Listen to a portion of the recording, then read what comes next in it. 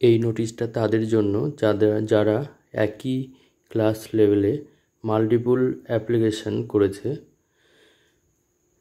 তাদের ফর্মগুলো রিজেক্ট হতে পারে। তো সেই কারণে তাদেরকে এই 4/8/2025 তারিখ 11টার সময় অ্যাড্রেস দেওয়া আছে West Bengal Central School Service Commission, Acharya Sadan, সেখানে 11টার সময় দেখা করতে হবে এবং তাদের নামগুলো এখানে দেওয়া আছে।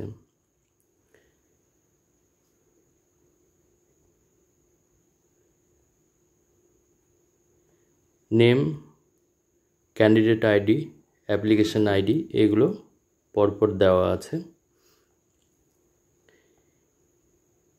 যারা একই ক্লাস লেভেলে অ্যাপ্লিকেশন করেছে একাধিক, তাদের এই কারেকশন হবে এই 40 জনের।